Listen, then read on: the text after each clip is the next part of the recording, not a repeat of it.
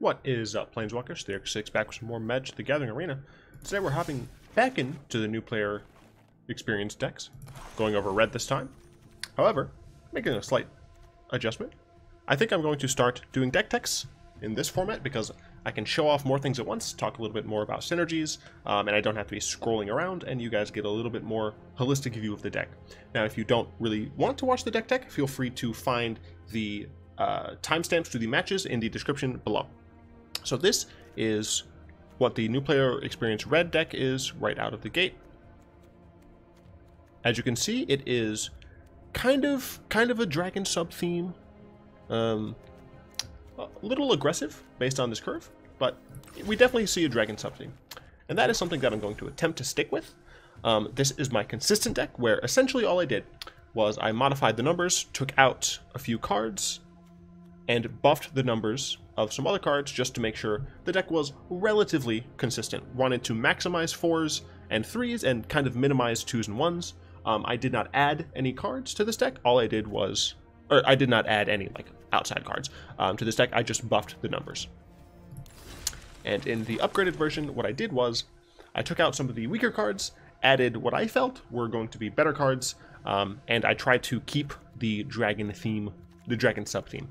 So this, as you can see, is our curve. We can see that it's very, very low. It does have a few in 5 and 6, but it's a very low curve. And we'll tend to see that in budget decks because of the fact that cheaper cards are going to, on average, be a little bit better compared to rare cards at the lower end of the curve. So that is why we have this distribution here, and you can see we're running 23 lands just to make sure that we recognize this. The average here is pulled up a little bit just because we do have a little bit of that going on. Now, essentially what I decided to do with this deck was kind of have a pseudo-aggressive opener, followed hopefully by some decent 5 and 6 drop dragons. So we're going with Goblin Instigator. This card is just an overall decent card. It's essentially a bear in that you get 2/2 worth of stats for 2 mana, except it is over 2 bodies. Unfortunately, if our opponent plays something like Chain Whirler, this is going to be bad. However, it's just a fine card in general, and it works really well in a version of the deck that I'll talk about in a moment. Then, of course, we're running 2 Kargan Dragonriders. This is absolutely a bear. However, it flies if we have a dragon, which is some nice synergy. Obviously, there are some other cards that are arguably better here. However, I wanted to make sure I kept the synergy. Viashino Pyromancer is a 2-mana 2/1. Once again, just a kind of aggressive card that is also able to deal some damage to our opponent, or a Planeswalker if we need to, but deal some damage to our opponent in the late game just to kind of finish them off. Another card that pulls double duty in that regard is Lightning Strike, in that it is removal, but we can also use it late game to finish our opponent off. Sarkhan's Whelp, while we aren't currently running any Sarkhans, is a fine dragon to have. If we curve Dragonrider into Whelp, we are going to have 2/2 flyers on turn 3, which is very nice. But it is just a kind of fine card by itself. It's essentially a Wind Drake. Wind Drake is a 2 and a blue 2/2 flyer, with a little bit of upside if you do end up having mythic rares and are able to craft for Sarkhan. Which one is that? Sarkhan Fireblood. Fight with Fire is our removal spell of choice because Spitflame is a rare, and I'm only going to be adding commons and uncommons, even if they were already in the deck. So Fight with Fire essentially is just a removal spell for our opponent's creatures. However, if we do flood out, which is not terribly likely since we are only running 23 lands, if we do flood out, we are able to divide that damage amongst any targets, including our opponents. So that's a very nice, flexible card. Spitflame is a kind of better card. However, it's not the card that would be replacing Fight with Fire. It would be replacing Puncturing Blow. So Spitflame is a good removal spell. 4 damage is pretty decent in most situations. However, we're able to keep getting it back just by casting our dragons, and we want to be casting dragons anyway. So it's a very valuable card. It's probably the card I would say to craft first with your rares, and with mythics I would obviously say craft Sarkhan. Second, with the rares, probably Demanding Dragon because of how good it is, but we'll talk about it in a moment. Anyway, Puncturing Blow, the card that Spitflame would replace, is a 4-mana removal spell that deals 5 damage to a creature, and if it would die, exile instead. Now, the reason we're running this is that Fiery Finish, the card that we're essentially replacing it for, it only does 2 more damage for 2 more mana. And you might be saying it's worth it. However, The reason Puncturing Blow is better is because it would exile a card if it would die. So this gets rid of things like Scarab God, which hopefully you aren't going up against.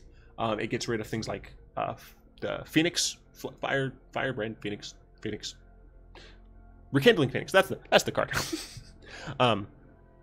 So it's just a generally more valuable removal spell. However, I would still replace it with Spitflame if you're able to get those. Demanding Dragon is up next. Unfortunately, since it's a rare, we do not have 4 of these cards, because you should run 4 of these cards if you have the chance. Demanding Dragon is just a good body on its own, 5 mana for a 5/5 flyer. However, when it enters the battlefield, it essentially just gives your opponent a terrible Sophie's choice of, do I lose one of my valuable creatures, or do I take 5? And let me tell you, if you are running Demanding Dragons back-to-back plus a Viashino Pyromancer into a Lightning Strike, your opponent's going to be really low on health. And then you can top that off with some nice Sparktongue Dragon. If you get to the point in the game where you have extra mana, Sparktongue Dragon is able to be paid for 8, functionally, to deal an extra 3 damage anywhere you want. It is weaker than Demanding Dragon, and therefore, obviously, you should probably end up getting rid of this, although Volcanic Dragon might be a better removal for Demanding Dragon. But Sparktongue Dragon does play a decent role. It's kind of just a card that we need to play. It's a 5-mana dragon that isn't a rare. Obviously, this would be better as something like a Glorybringer. However, 1, Glorybringer is rotating soon. This isn't. And 2, this is not a rare. Volcanic Dragon is a hasty boy. That's pretty much all he does. You hope your opponent is at like 6 or 8 or something, and you just play this card and hope to win the game in 2 turns, essentially. Not a lot to say about this card. Even its text box has just 2 words in it. So Lathliss here, of course, is the beauty of the deck. I love this card so much. If you can, I would suggest getting definitely 2 of these. I don't know about 3. And the reason I don't know about 3 is because it is a legend. You're not going to want to have multiples of these in your hand at any point, really. So definitely 2.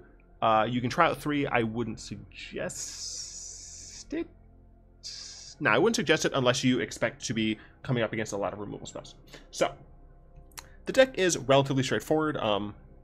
It's just kind of play stuff early, play some removal in the mid-game, hope to get to your dragons, and win the game at that point.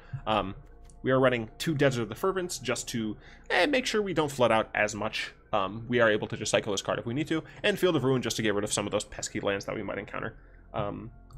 Yeah, a type of deck that you can build with this is running a little bit more goblins and Skirk Prospector to like kind of turbo out your dragons. So I went too far. There we go. So this is Skirk Prospector. You would also be running probably like Rigging Runner and Wily Goblin. And the reason you would do this is so you can Goblin on turn 1, this, hopefully. Turn 2, if you play Goblin Instigator, you'll get 2 Goblins. And then on turn 3, you'll have 3 lands, hopefully, and then 3 Goblins to sack. You'll then have 6 total mana, and you can play Lathliss on turn 3. That's really good. That's like the Turbo Dragon version. I don't think it's very consistent, which is why I am not running that, obviously. But it's not a bad card, or it's not a bad version if you want to go that route. Some other cards that you might consider adding would be Dragon's Horde. This is a card that ramps you into your dragons. You definitely take out a little bit of the aggression from the deck in order to add something like Dragon's Horde. But it also allows you to be a little bit more consistent since you are able to use it to draw more cards as long as you have played at least 1 dragon. As we said, Sarkhan Fireblood is a very good mythic to have if you have extra mythic wild cards. And going up on Spitflame and Demanding Dragon. Glorybringer is fine as a card, but I do think that Demanding Dragon is probably better in this specific deck. Yeah, I mean, the deck is very straightforward, so there's not too much to talk about, so let's just hop in to some games. Now, of course, you should be playing Quick Play if you are a new player. The reason for this is Quick Play takes your deck into account when it is matching you. So, going up against Scales of War here, my opponent's deck is likely to be more akin to my deck's power level, even though I'm technically a little bit higher ranked than they are.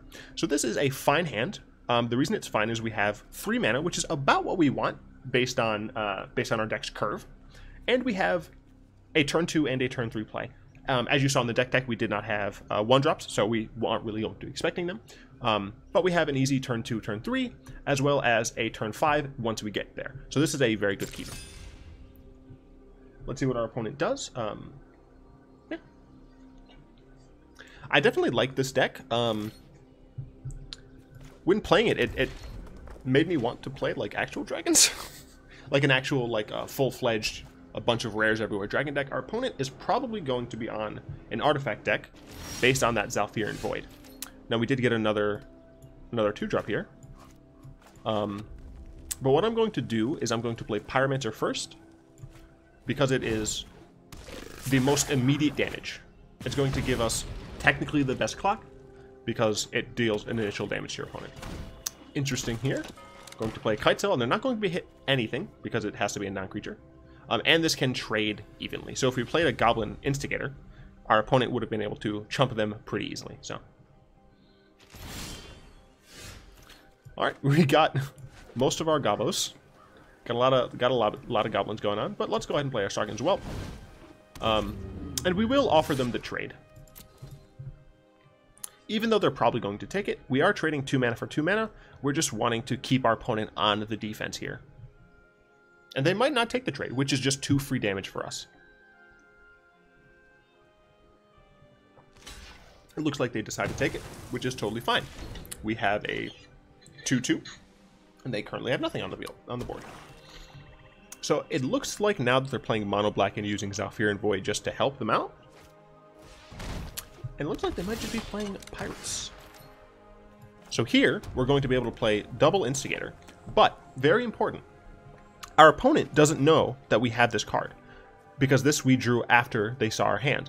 I'm hoping that at some point Arena tells us what our opponent can see, like put a little eye on it or something. But my opponent knows what these cards are. So we're going to go ahead and play these ones. And we'll play them pre-combat because it doesn't matter too much. Don't get too flustered when people are telling you you need to be playing things post-combat. This is just quick play. It doesn't matter too much. Your opponents in quick play should be pretty much on the same power level as you. And if they're not, that single game shouldn't really be like a consistent predictor of what you're going to get matched up against. Our opponent decides to attack. Now we can block. However, since we're already relatively aggressive here, we don't need to. We're at 20 life. Our opponent is at 16, and we have a field advantage. So something I see a lot of new players do is they don't utilize their life as a resource. Our life points don't matter until we're dead. We can win this game at 1 life. And we have to recognize that as an aggressive deck, we want to make sure we have maximum damage on board.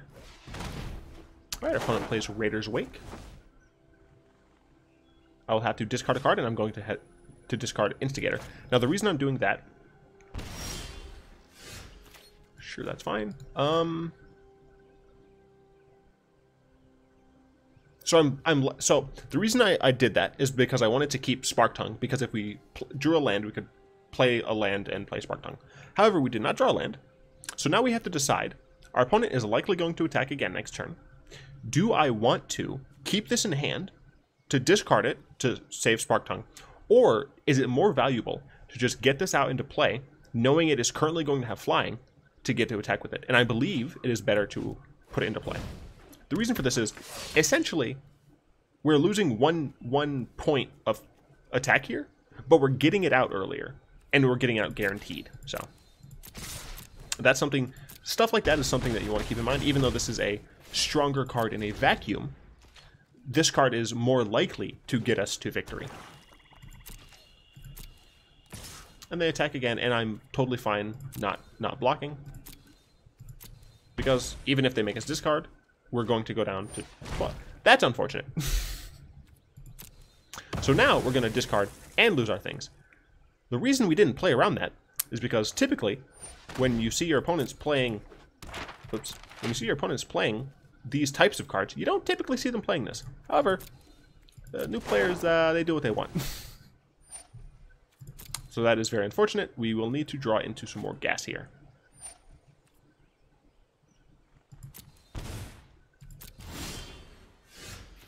And we didn't. Why are you saying I can cast that? I don't have a target. That's weird. So, unfortunately, we're doing nothing here, but if our opponent plays something that has less than 5 toughness, I will be able to kill it. Hey, look, I can kill that. This is symmetrical, so it's going to hurt them as well. And we have burn in our deck, so we get a land, which is nice. Go ahead and fight that with fire. And pass the turn. So this is the reason why you want to be running things like Lightning Strike in this type of deck. As you can see, we no longer have a board presence. But if we top deck something like Viashino into Volcanic Dragon, we can just win the game. Our opponent did not have a creature to play, which is very good for us. And we'll go ahead and play a Dragonrider. And we just want to use this Dragonrider and attack them 3 times to beat them. Let's see what they do with this treasure map. It's very important to pay attention to as many things as possible once you get the hang of your deck, right? For the initial games, you want to focus on knowing what your deck is good at, what your outs are to various situations. So if your opponent has you in a certain spot, knowing what in your deck can get you out of that spot. After you have that information, then you'll want to start recognizing what exactly your opponents are going to be doing, what your opponents likely have, what's commonly played, and using that to your advantage. Opponent had a Chupacabra, which killed our guy. And we got a Sparktongue Dragon. It's not worth keeping this in hand because they will just attack and make us discard it. So we're going to play it here. Now this deals damage, or it should theoretically deal damage to them over 2 turns as long as they don't have another removal spell. They kept it on top, so it's probably a removal spell.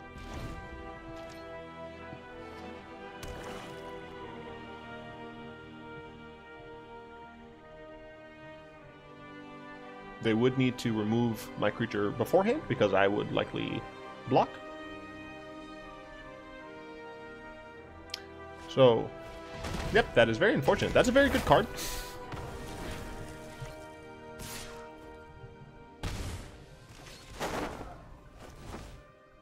It is relatively unlikely that we're going to be able to win because of Eldest Reborn. Yep, we drew another land. That is unfortunate.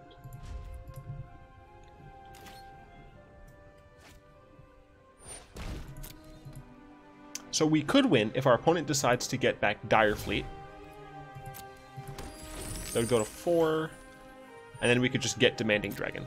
So if our opponent decides to do that, we can get, not Demanding Dragon, but Volcanic Dragon, and then we can attack our opponent for 4 in the air. But, unfortunately, it looks like our deck just didn't really line up. We did kind of overcommit into this board wipe here, but the reason we did that is because we didn't expect a deck like this to do that. And that kills us. Alright. That is bound to happen, right? When you're going up against new player decks, they play what they can. I am obviously limiting what I'm able to play here because I want to make sure that people see how it does at base. Going up against Guaco 1975? That's a real strange name.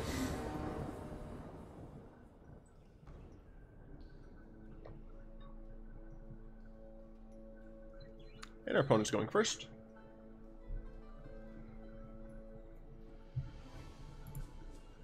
Run away, Scorpion. Our opponent is deciding to mulligan. Alright. So this hand is a little bit different than our last one. Obviously, as you saw, we did flood out a little bit last game. We do have a turn 2 and a turn 3, and since we have 4 mana, we are relatively likely to be able to play Sparktongue on curve. Even though we don't have a fantastic hand, because we do have more lands than we might want, it is likely that we would have a worse 6, so we're going to keep this. Alright, our opponent on some sort of red-white, and we do have potentially a better 2-drop here. And if our opponent doesn't play something we want to use, Fight with Fire for, then we can just play another 2-drop. And this is another good 2-drop. Another good reason, really, to keep this deck, or to keep this hand. is because of how many cards we can draw into that we can play. So here, we could play Viashino Pyromancer, but it does only have 1 toughness, and I am worried that our opponent could play something like Goblin Chainwhirler. So I'm actually going to play this. This also allows us to use Viashino Pyromancer later in the game to deal the last 2 points of damage to our opponent, if we need to do that. So let us see what our opponent plays here. A white source. Potentially Knights? Nope, Squee the Immortal. Very interesting. Very, very interesting. So our opponent can just get Squee back and back and back, so what I'm going to do here is play a Goblin Instigator and choose not to attack. The reason here is that if we attack, our opponent is likely going to just be able to block here, whereas in a couple turns, we should be able to get a dragon and start attacking over them. Now, against a red deck, we probably don't want to overcommit to the board too much, because our opponent, especially if they're playing Squee, is a little bit more likely to have a board wipe. So let's see what they play here on 4.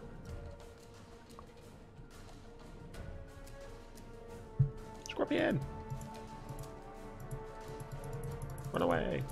There we go. Ooh, very interesting. So now, our opponent played Onslayer's Wings.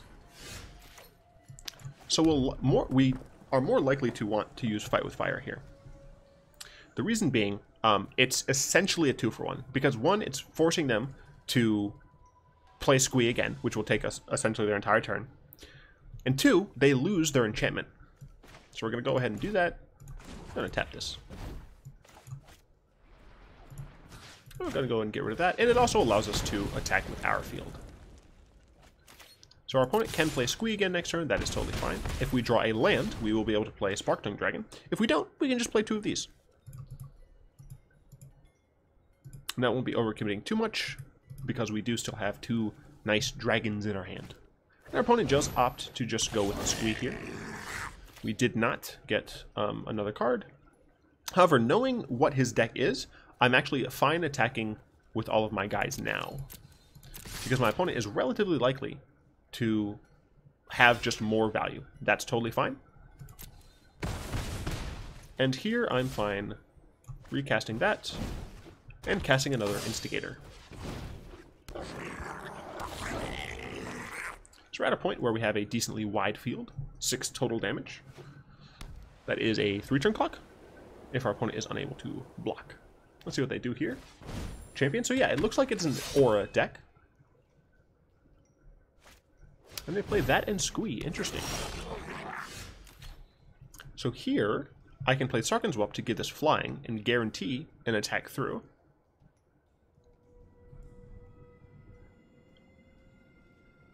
And I can hold back some amount of creatures to block these gentlemen. But I'm definitely attacking for 2 in the air. And it all depends on how much I want to hold back to deal with my opponent's creatures. And I think just attacking in the air is fine for right now. Let's see what our opponent has here. Obviously, if they do have another Onslayer's Wings, it will be relatively unfortunate, because this would be quite a bit larger. They play a Vanguard, that's fine. So our opponent is relatively unlikely to have a board wipe, but new players play what they have, so they could. Alright, and we got a 5th land, however it comes in tapped, that's totally fine. We are, once again, just going to attack in the air to just whittle our opponent's life total down. At some point, they are going to have to hurt us. Now we could attack with everyone here, but they still have 4 cards in hand. We don't want to die out of nowhere. Even though we're at 17, 17 is not always safe. Looks like our opponent might have a play here. Yep, they decide to shock our creature. And they did it before blockers, very important. So now they're able to block with something like Squee. Yep. And they will be able to get some value there. That was very good on my opponent's part. Definitely make sure you know when you would like to make certain plays, just to maximize your flexibility. But let's go ahead and hit our opponent. Our opponent does look like they are on the defensive, but that could change at any moment.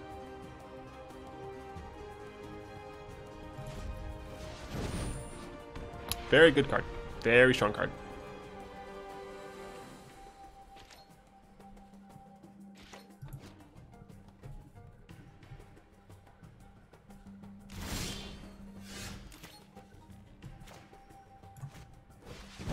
Unfortunately, this card does have First Strike, so it's going to be relatively difficult for me to deal with it. So I can't really attack. What I want my opponent to do is essentially attack with a non-lethal force, so I can just ignore it and then attack them back. That does have First Strike, so it would win in a battle, so it looks like they might attack with that. Now, this doesn't have Vigilance, so I'm totally fine not blocking. Because I would win this race, because I've started at a higher life total than my opponent. So let's see what our opponent does. They could play Squee.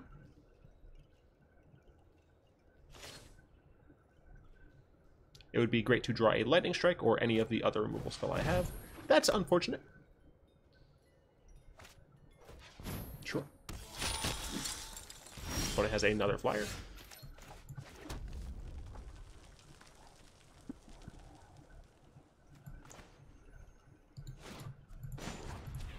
I will go play the other Sparktongue.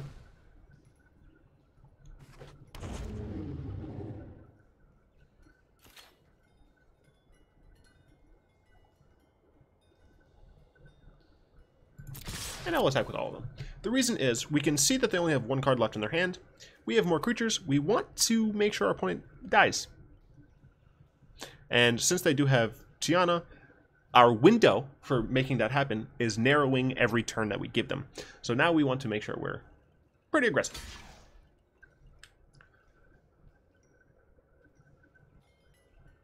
So our opponent could decide to block something and then... Never mind. They decided that was the weakest of their cards. That's totally fine. Let us see what they have.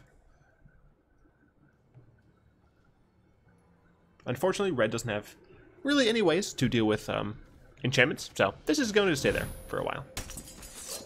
And they are able to equip that immediately, giving Tiana Vigilance, which means we essentially just need to get exactly Lightning Strike. Or no, we have like Spit Flame. Any of our any of our removal spells will work fine, and sadly we didn't get any.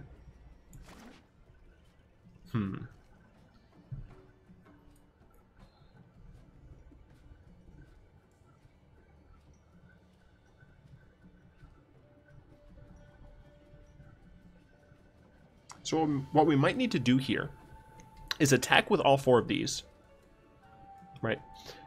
Knowing that we can't block this anyway, except with Sparktongue, we would potentially lose one of these to this, and then get in for 3, have 2 more, do the same next turn. I think that is what we have to do, just to try and close out the game. And the reason we don't attack with this is because that's a very easy block here, and we want to make sure we have something to block this in case our opponent makes this a little bit larger.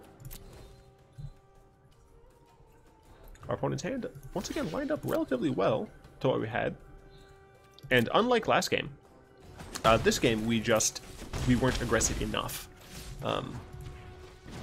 Actually, I'm going to go ahead and undo that.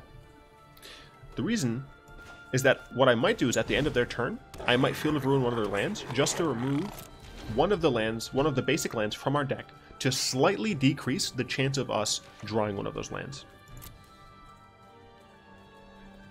Now, because our opponent showed that they have Shock, I can't really take 6 damage here, because I could just die. So I do essentially have to block there, which is very unfortunate. Alright, this has Trample. I totally forgot that. Sure. Sure. And we are going to just blow that up, just to slightly increase our chance of drawing an actual good card. Unfortunately, I don't know what exactly would get us out of the situation.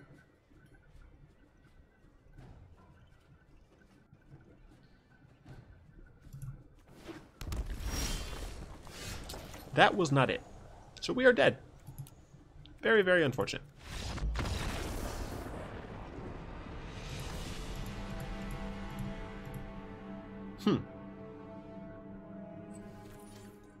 But what I'm going to do is I'm going to do something I have not done with any of these other decks. I am going to actually upgrade it. There we go. Let's do one of these. How many rares do I have? I only have one rare left. That's unfortunate. How many Spit Flames do I have? Okay. 3 Spit Flames is fine. Let's get this out of here. How many Demanding Dragons? Ooh. Got a decent number of Demanding Dragons. Let's go ahead and get rid of Volcanics. How many Lathliss? 3 Lathliss? I might want 3 Lathliss. I'm not sure. But I know what I do want is... Ooh, I have a Sarkhan. I did not realize that. Let's go ahead and throw... I've not done this for the other ones, but I'm doing it for this one because I really like this deck. And do I have any Dragon's Hordes? Do I have any Dragon's Hordes? I don't. I'm not going to use a card on that. I might put a treasure map on it though.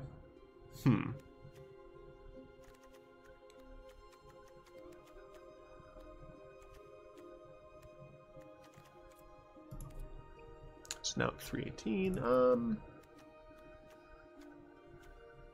Let's drop one of those, and let's just call that a deck. Why did I decide to do that at the last second? It's very unfortunate. I feel like the deck is fine. In my practice games beforehand, I was winning not a lot, going against I Kill Audio. Please don't emote spam. But we weren't losing all of them, right? The deck is obviously a adapted new player deck, but it's still fine. Additionally, a lot of the good cards in it are from M19. This is fine. A lot of the good cards in it are from M19, so it is kind of rotation proof in that respect. So we have a nice turn 2, turn 3, turn 5, turn 6 if we are able to get the mana there. And our opponent didn't play anything, which is very nice for us. Go ahead and target my opponent here as I was taking a sip from my Blackberry Lemonade. Interesting, our opponent might be on some form of control, which means these Fight with Fires might come in handy in the late game. But unfortunately, I do not have an active turn 3. But we are able to play Sparktongue on curve. I'm going to attack first. Our Sarkhan is likely going to get countered unless our opponent decides to do something now.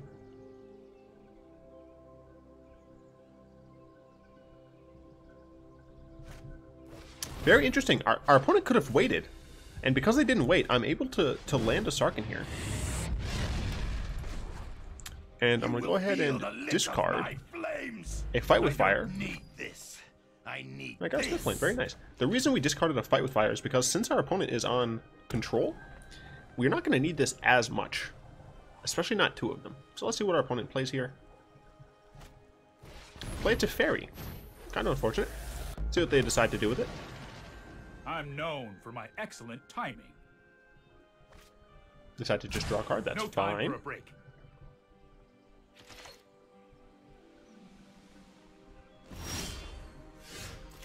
Ooh, interesting. So, let's see, what can we do here? We can deal some damage to Teferi. We can play Viashino and Sparktongue. Unfortunately, we can't add the 2 extra mana, and that wouldn't be enough to Sparktongue to deal 3 to that. However, let's go ahead and add the 2 mana now. Just get double red. Okay. And they have 2 mana up. Any counter that they play is going to be able to counter either of these. I think I want the guaranteed 2 damage onto Fairy. Or is a Sparktongue more valuable? So this I can teach a little bit about sequencing. So against control, if you assume that they have a counterspell, you have to figure out when you want to deploy your threats, especially when you can play 2 in a turn. So I have to decide which of these is more valuable in the long term. And I think Sparktongue is... That moment when I forgot that I can only pay this for that. So it looks like, since that happened so quickly, it looks like they don't have a counterspell.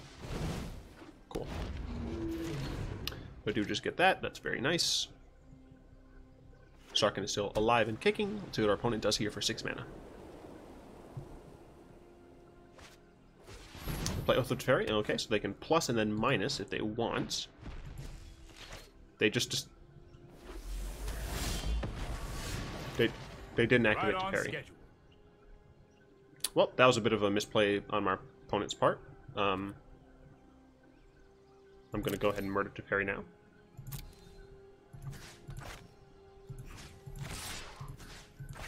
Interesting. I'm getting too old. Enough. Here, it looks like it's gonna be a long time. It's 9 mana, it's 4 more lands. Honestly, I think it's better to dump the other Fight with Fire.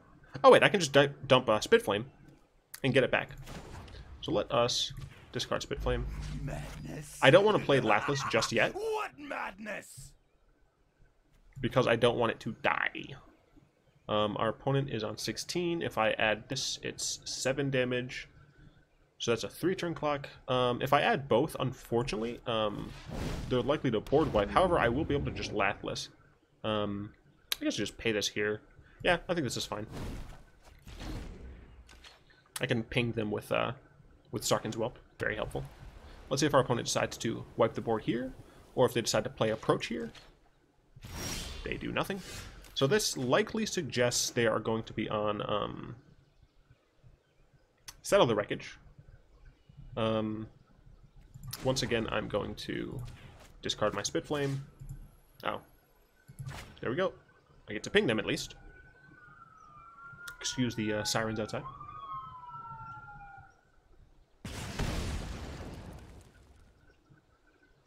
Bolas I'm told going to me discard I should this do and draw a this. card. Now, I would be able to ultimate Sarkhan next turn, but I don't really want to do that. So let's go ahead and attack our opponents. They're likely to settle the wreckage, which means we're going to gain some lands, which is actually helpful for Fight with Fire. They don't actually settle. Interesting. I'm totally fine playing Instigator here, because I'm fine with them board wiping. They might counter it.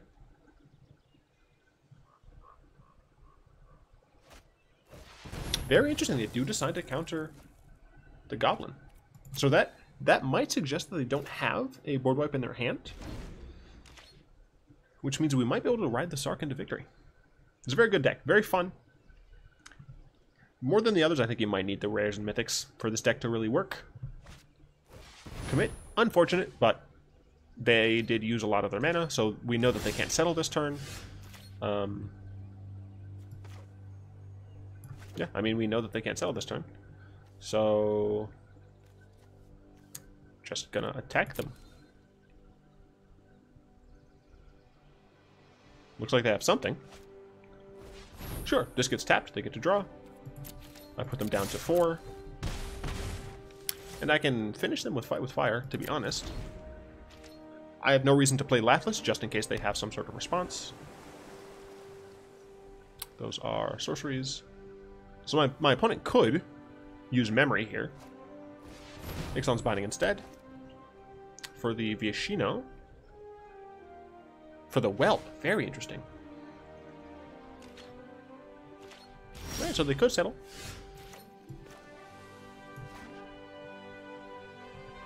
Don't know if they will, but I might as well attack them.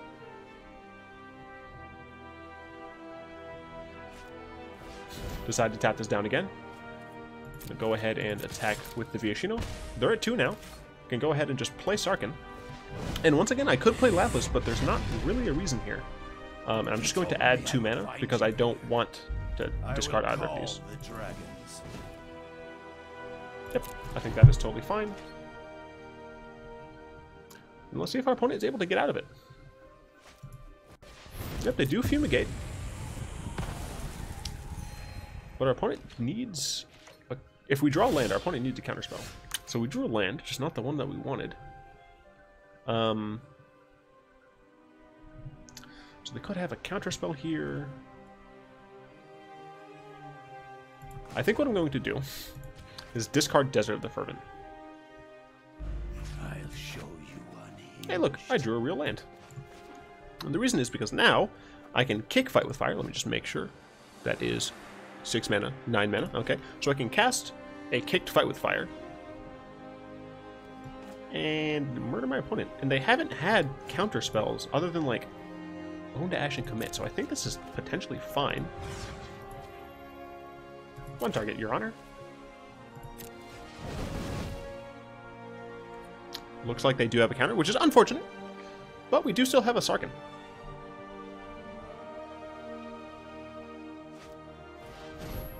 Interesting. That doesn't save you.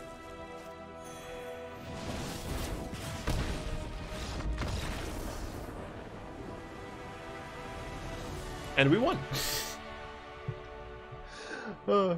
It's a little unfortunate that I did have to dip into the wild card wallet, as it were.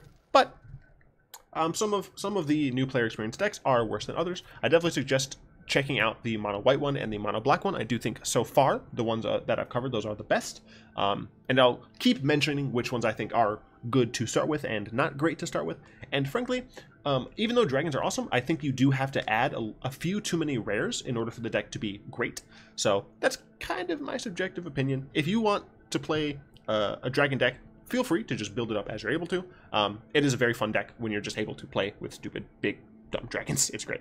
Anyway, I would like to thank Easy Mode, Chris, DizzyFam, Daniel, Flowerchild, and Chow083. They are the fantastic patrons who help me keep making videos like this and videos like viewer suggestions. If you would like to help them help me, you will find a link to the Patreon down in the description below. Yeah, I'm going to keep going with these new player experience decks because I find them fun to do. I hope they've been helpful. I hope you guys liked the video. If you did, go ahead and tap that like button, add a subscription to your mana pool, cast a comment to the comment section down below, and until next time, all will be one.